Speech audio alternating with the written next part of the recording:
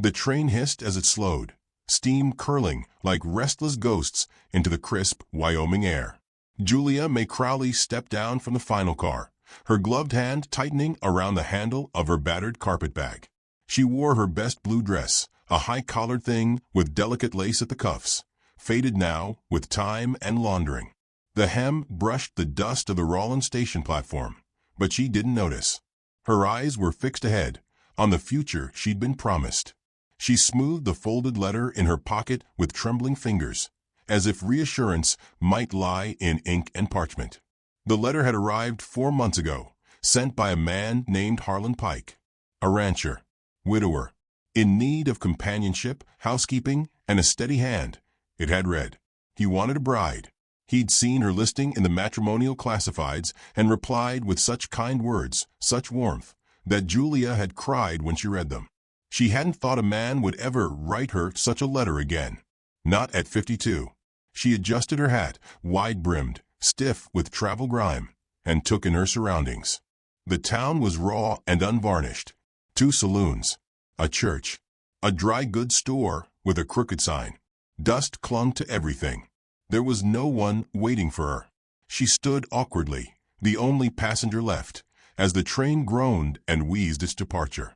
A group of young men on the porch of the saloon nearby snorted and whispered to each other, their glances making her skin prickle.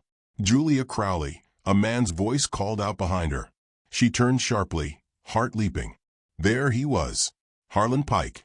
He was taller than she imagined, with a sun-browned face, sandy hair, and a thick mustache that curled at the edges.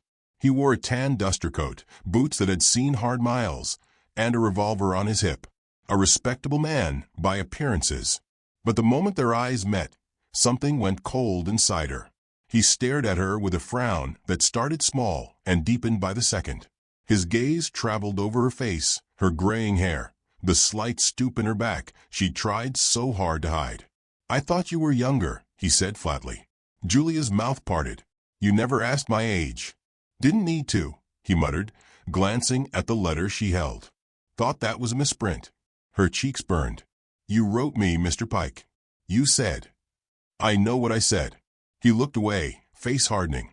"Wasn't expectin' someone my ma's age." She swallowed the sting. "You wrote of wanting companionship, of wanting someone steady. I've been both." He gave a short, humorless laugh. "Steady, sure. But what I wanted was someone to give me sons, not someone done with that kind of life." The words hit her like a slap. Behind her, the boys at the saloon were chuckling now, not even trying to hide it. One whistled low. "Julia," Harlan said, his voice stiff with finality, "I ain't one to humiliate a lady. But I can't marry you. It just wouldn't work." "You already have," she said softly. "You've humiliated me." He tipped his hat awkwardly. "I'll pay for your train ride back east." "I sold everything I had to get here," she snapped, voice tight. "There's nothing to go back to." But he was already walking away. She stood alone on the platform, the weight of every year she'd lived settling on her shoulders like a lead blanket. One of the boys called, "Need help carry in that bag, ma'am?" followed by more laughter. She gripped her carpet bag tighter and walked off the platform, her spine ramrod straight, ignoring the tears burning behind her eyes. She had no idea where she was going. By sundown, her boots were coated in dust and her stomach a hollow ache. She hadn't eaten since the train stopped that morning. She wandered the edge of town, trying to find a quiet place to sit, to think, to plan. Her trunk, what little she had left in the world, was gone. Taken, she presumed, when she left it at the station in search of Harlan. She sat on the edge of a dry creek bed, staring out at the horizon. The wind tugged at her hat and played with the loose strands of silver blonde hair around her ears. Coyotes howled somewhere in the distance. Julia Crowley had been many things. A wife once, a mother briefly, a seamstress, a nurse to her dying neighbors. But this humiliation, this aching, gnawing loneliness, this was something new. A lifetime of silence, of doing what was right, of keeping her hands folded in her lap and her chin high, had brought her here, to a cracked stretch of dirt, under a darkening sky, in a town that didn't want her. She should have stayed home. let herself fade like all the other forgotten women. Lightning flashed far off in the clouds, followed by the low, distant rumble of thunder. She needed shelter. Her pride had taken enough of a beating. She rose stiffly and began walking toward the light she saw flickering in the window of a distant cabin beyond the edge of town. But before she could reach the road, a voice called from the dark. "You lost, ma'am." She turned sharply, heart skipping. A man rode out from the shadows of a cottonwood grove, his horses' hooves soft on the packed dirt. The lantern hanging from his saddle swayed, casting him in gold and shadow. He looked to be in his mid-50s, lean and square-shouldered with eyes that caught the light just enough to show their sharpness. He wore a dark coat dusted with trail grit, and a rifle was slung across his saddle. "I don't take to sneaking up on folks, sir," she said, voice steady despite the tremor in her belly. "Didn't mean to sneak," he replied calmly. "Just saw you walking toward the gulch. Dangerous in these parts after dark." "I've seen worse," she said, straightening. "I believe that." He studied her a moment longer, then dismounted. "Name's Thomas Beckett. I got a cabin not far from here. Got food, warmth, a fire. You look like you could use all three." She hesitated. "I don't expect anything," he added, sensing her pause. "Just a place to dry off. This storm's gonna break soon." She glanced skyward. The clouds churned like boiling ink. The wind had turned bitter. And truth be told, she didn't have the strength to argue with the offer. "I suppose," she said, finally. "Thank you, Mr. Beckett." He nodded and offered her his hand to mount up behind him. She hesitated again, but then placed her hand in his, the contact unexpectedly warm. The ride was silent, save for the wind and the rhythmic thump of hooves. His cabin appeared just as the first fat drops of rain began to fall, a modest structure of rough timber and stone, light glowing through oiled windows. Inside, the air was thick with the scent of wood smoke and rabbit stew. Julia's stomach groaned. "You sit," he said. "I'll get you a blanket." She obeyed, lowering herself into the sturdy, rocking chair near the fire. The warmth hit her like a wave, melting the cold that had seeped into her bones since the station. Thomas handed her a mug of coffee. "There's a quilt on the bed if you want it." She sipped slowly, the bitter heat clearing the fog in her chest. "You're not from here," he said. "No," she answered. "I was meant to be." But the man changed his mind. He didn't ask why. "I'm 52, she added. "In case you were wondering." I wasn't. That silenced her. "I'm sorry you were treated poorly," he said. "There's too many fools out here think a woman stops mat-herring after 40. Julia smiled faintly. "Some thought I stopped mattering at 30. He pulled off his coat, hung it by the fire. "My wife passed 5 years ago. Fever. Since then, just me and the work." I know something of that kind of silence. He looked at her, then really looked at her, and nodded. Outside, thunder cracked. Rain hammered the roof. Inside, two strangers sat by firelight, stitched together by loneliness and the fragile thread of dignity. Julia leaned back in the chair and exhaled. She hadn't found what she came for, but someone had found her. And the storm was only just beginning. The fire crackled softly in the stone hearth, the only sound within the small cabin besides the steady drum of rain on the roof. Julia sat wrapped in a faded patchwork quilt, hands curled around a tin mug of coffee that had long gone lukewarm, though she continued to sip it with absent rhythm. The heat of it, however faint, anchored her to the present. Thomas Beckett moved with quiet efficiency. He was a man accustomed to silence and to solitude, but not untouched by it. He laid out another log on the fire, nudging it with the poker, careful not to look directly at her. She noted the set of his shoulders, broad and worn, as if he carried more weight than the ranch demanded of him. "I can help," she offered softly, gesturing to the pot that simmered over the flame. "You've done enough already." "You're a guest," he replied without turning. "Guests don't work on the first night." The answer was kind, but there was something about the way he said it, gentle, firm, and without room for argument, that made her settle back in the chair. Outside, the storm raged in earnest now. Wind whistled through the chinks in the wood, and rain battered the roof in a wild, insistent rhythm. The West didn't do anything halfway. Not storms. Not love. Not heartbreak. Thomas returned with 2 bowls, ladling out stew that smelled of rabbit, potatoes, and sage. She accepted hers with a nod of thanks and took the first bite, surprised by the richness. Hunger sharpened the taste. She hadn't realized how empty she'd felt until now. They ate in silence for a few moments, the kind of silence that felt earned rather than awkward. It hung between them like a shared blanket, tattered in places, but warm. "You were married," she said finally, not a question, but a statement. "Yes," he replied. 10 years. Hannah died of fever. She was strong. A rancher's daughter. Smarter than me. What happened? The doctor said it was the lungs. Came on sudden. Took her quicker than I could fight it. Julia nodded. I lost a child. Years ago. A boy. 2 summers old. He took sick, and the world never seemed the same after. Their eyes met, and something passed between them, understanding not of circumstance, but of ache, the kind that lives in the marrow. "I'm sorry," he said. "I am too," she replied. Outside, the storm rolled on, relentless. Thomas reached over and placed another log on the fire, his hand steady despite the tremble in the wind outside. "You got folks back east?" "No," she said. "My sister passed last winter. My brother. Well, he was kind until he needed something. Then he wasn't. There's no one left." She took another bite of stew. "Except me. You came a long way for a man who didn't have the decency to stand by his word." "I thought I had a second chance," she said quietly. "I thought maybe someone might see me."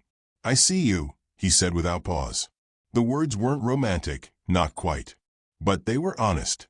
She stared into the flames, the flickers of gold and orange dancing like memories she couldn't quite pin down.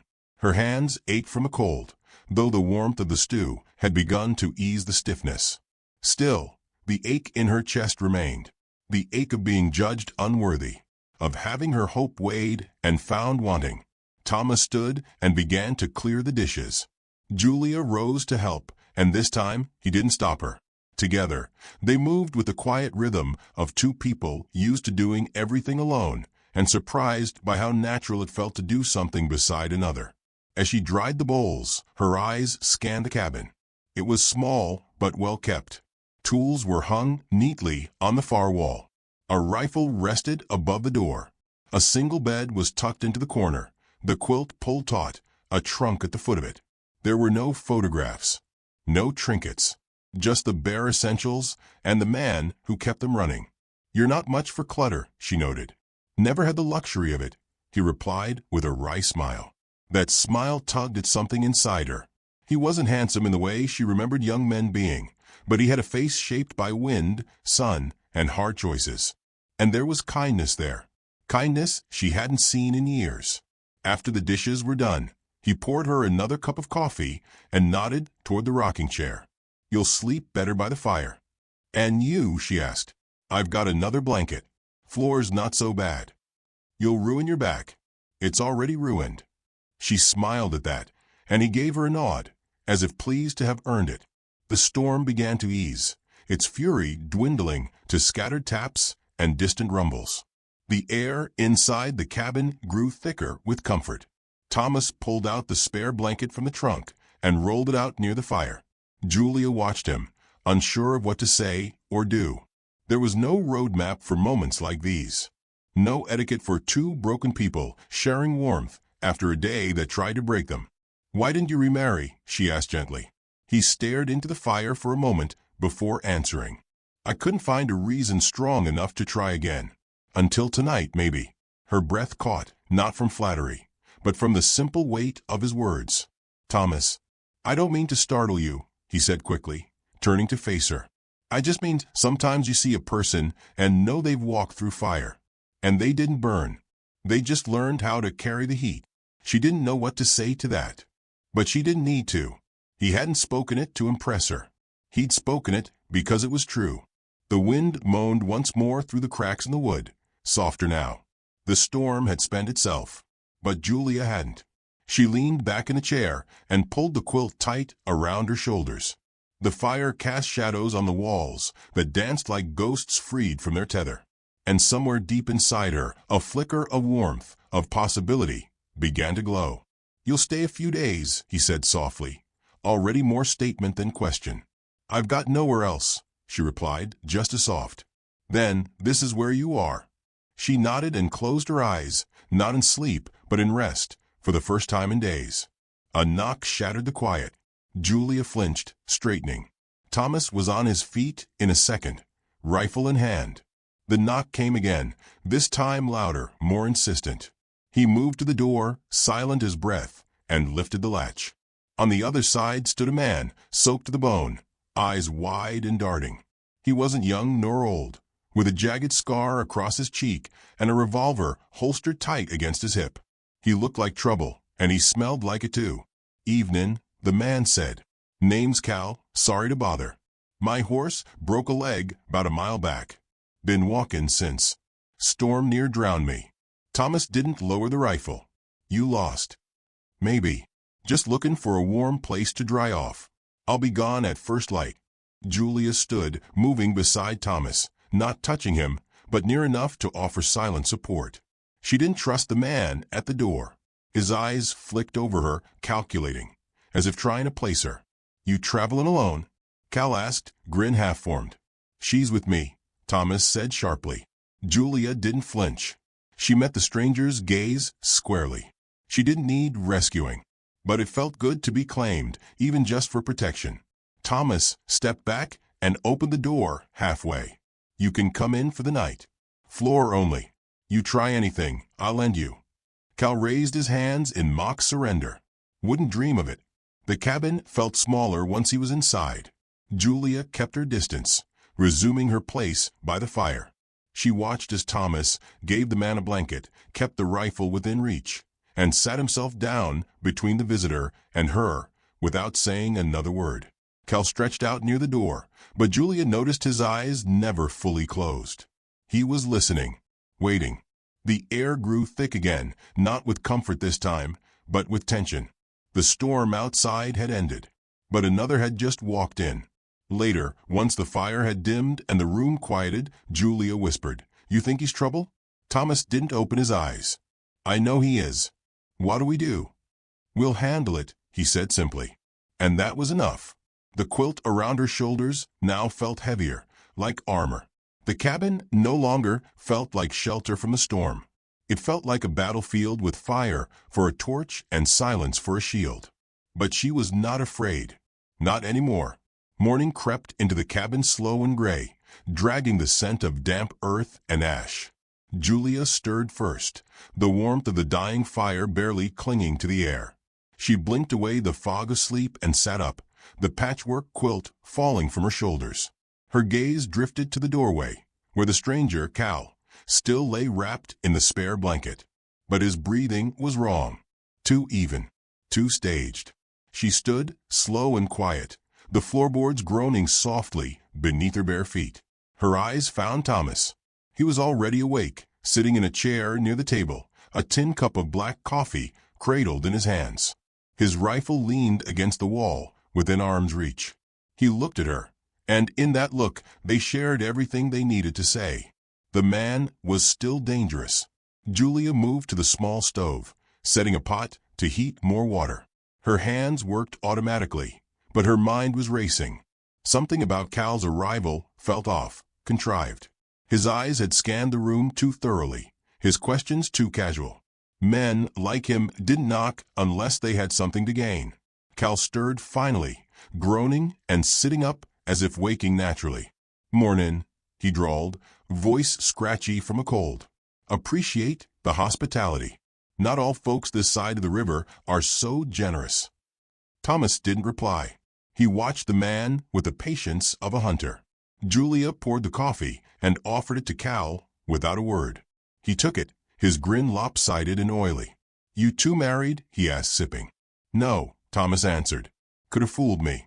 He looked Julia over again, too long. "You take care of each other like you been together years." Julia didn't flinch. "We take care of ourselves." Thomas's voice came next, cool as a mountain spring. "What brings you out this far, Cal?" "I told you, horse broke a leg." "Funny. Storm was bad, but it didn't come fast." Only a fool would ride into it knowing there's no cover for miles. Cal set his cup down, slow and deliberate. You calling me a fool? Thomas didn't blink, just wondering why a man with no pack, no saddlebag, and a clean shirt is limping into cabins looking for shelter. The room grew still. Even the wind outside seemed to pause. Cal's grin didn't fade, but it tightened. You got a hell of a suspicious mind, Beckett. Experience teaches it. Julia moved slightly, positioning herself between the stove and the cabinet where Thomas kept his sidearm. She didn't know what would happen, but her body was already preparing for it. The stiffness in her back vanished. Her fingers curled, ready to act. I got no quarrel with you, Cal said. Just needed a place to ride out the night. I'll be on my way soon as I've eaten. Thomas stood, slow and deliberate, and poured himself more coffee. You're not riding anywhere. You said your horse broke a leg. Cal's smile faltered. Thomas added, there's no fresh tracks outside. No sign of a horse. Julia watched as Cal's fingers edged toward the blanket beside him. She took a half step toward the cabinet. Then it happened. Cal lunged, not for the coffee, not for the door, but for Thomas's rifle. But Thomas had expected it. He grabbed the butt of the gun just before Cal's hand closed around the barrel. The two men struggled, grunting, the chair scraping backward as they fought for control. Julia didn't scream. She didn't freeze. She yanked open a cabinet, pulled the small revolver free, and cocked it.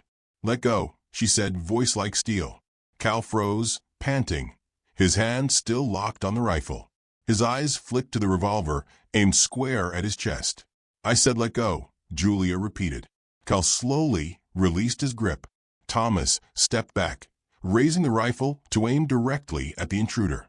Julia held steady. You don't look like much, Cal sneered at her.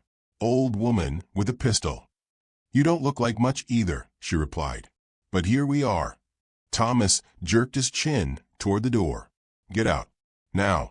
I got nowhere to go. That's not our problem, Julia snapped. You walked in lying. That's enough.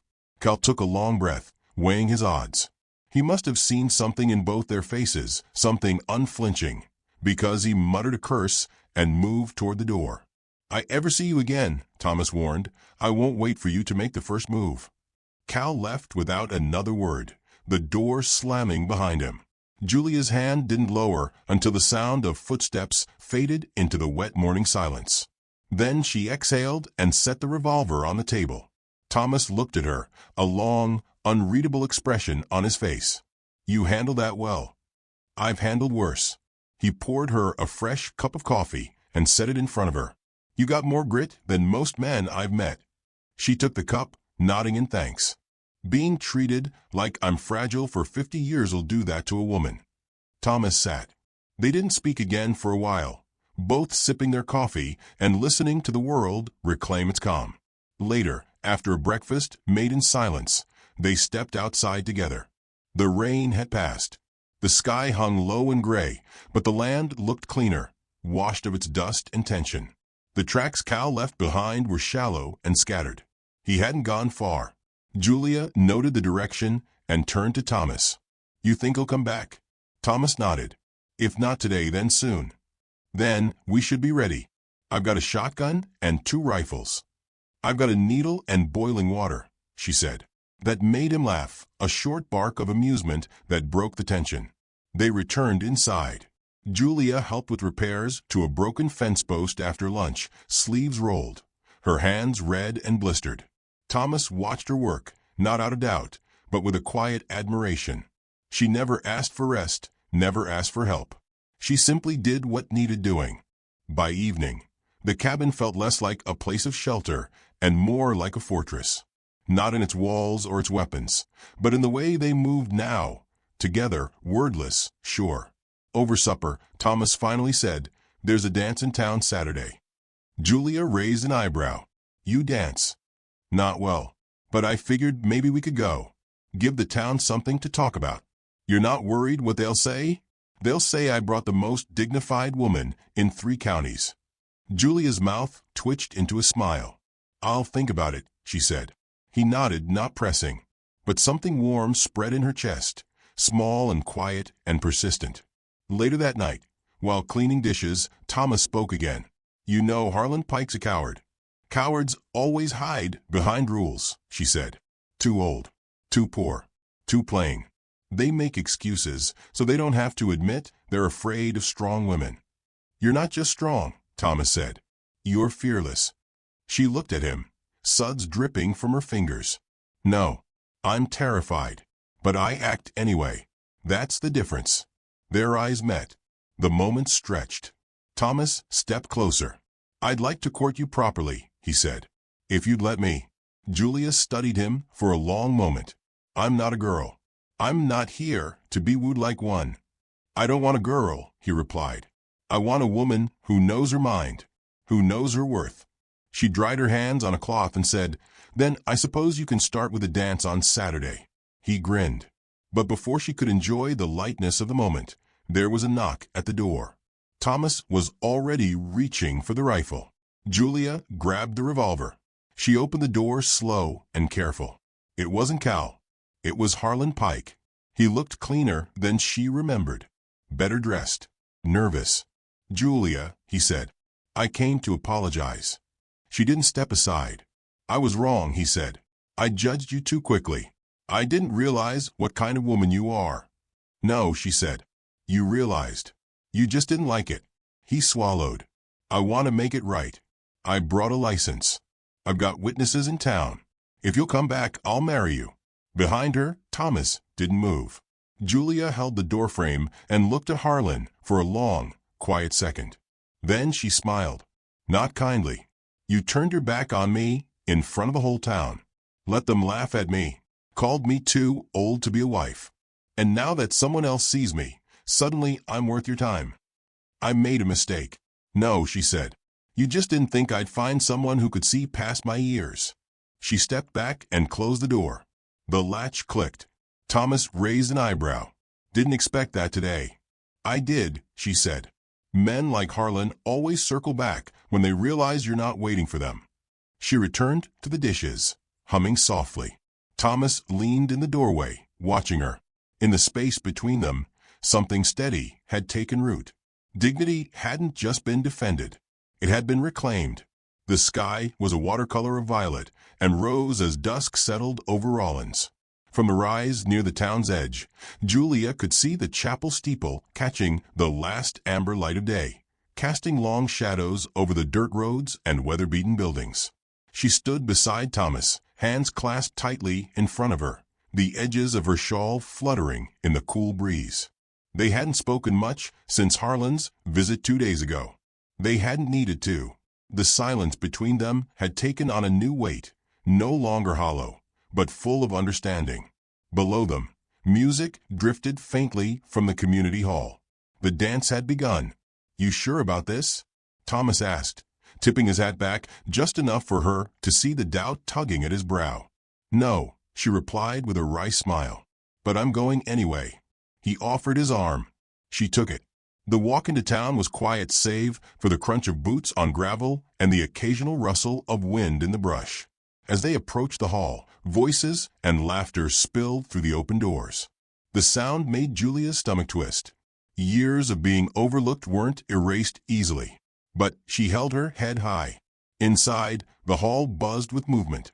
Couples twirled on the makeshift dance floor, fiddles and banjos guiding them. Candles flickered in sconces along the walls. It smelled of sweat, whiskey, and sawdust. And then, as if scripted, every head turned. Julia Crowley, in her simple lilac dress and silver-pinned hair, entered beside Thomas Beckett. The room paused. Just a second.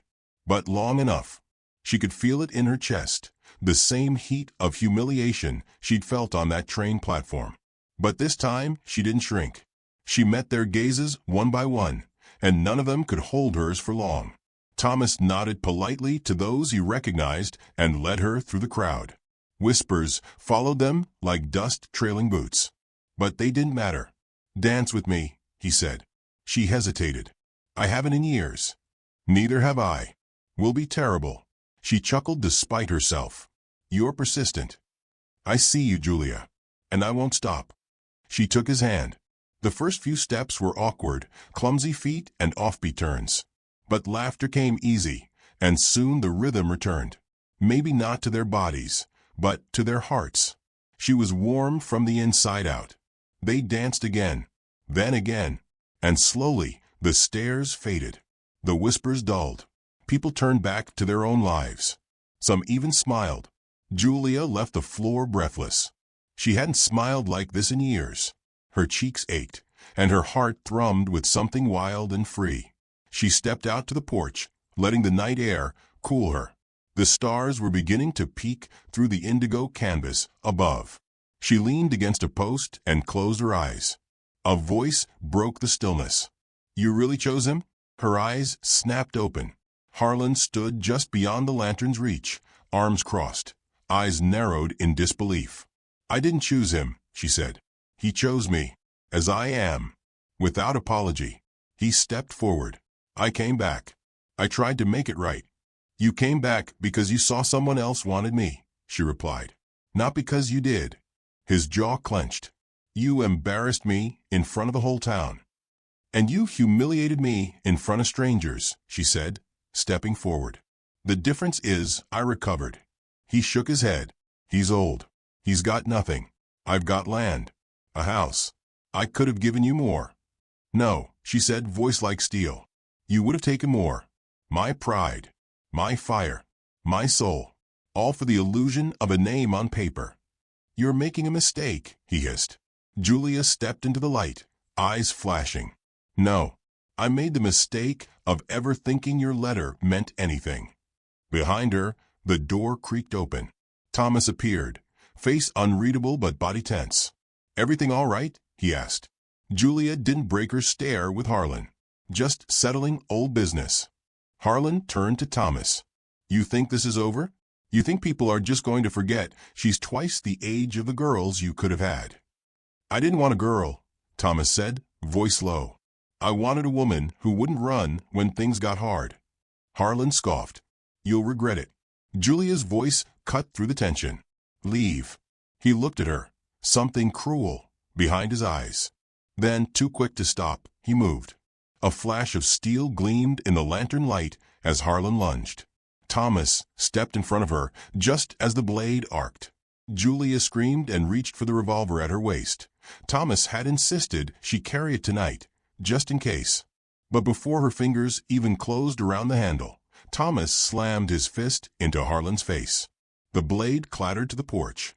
Harlan stumbled backward, bleeding from the nose, stunned. Thomas didn't speak. He didn't need to. He aimed the revolver, eyes dark and unshaking. "Pick that up," he said, "and it'll be the last thing you touch." Harlan staggered, looked between them, and then, realizing he had no power left here, turned and fled into the night. Silence returned to the porch. Inside, the music played on, oblivious. Julia let out a shaky breath. Her hands trembled. Thomas turned to her. "Are you hurt?" She shook her head. "Just angry." He stepped closer, touched her face gently. "You were magnificent." She laughed, a single breath that turned into something softer. "I'm sorry he ruined the dance." "He didn't ruin anything," Thomas said. "He proved something." "What's that?" "That your worth has never depended on the approval of men like him." The words landed somewhere deep, where years of silence and sorrow had buried parts of her. And they unearthed something shining. "I was afraid," she said. "Afraid no one would ever see me again." "I saw you the moment I found you standing in the rain," he replied. "A woman who came all this way for love, and didn't break when it failed her." He reached into his coat pocket and pulled out something small. A velvet ribbon, frayed at the edges. "This was my wife's," he said. "She tied it around her wrist every day after we married. When she passed, I kept it, thinking maybe I'd never give it to another woman." Julia stared at it. Her breath caught. "I want you to have it," he said. She took the ribbon, fingers reverent. Thomas wasn't asking for her past. He was offering her a future. "I'm not what most men want," she whispered. "I'm not most men," he said. "And you're everything I didn't know I needed."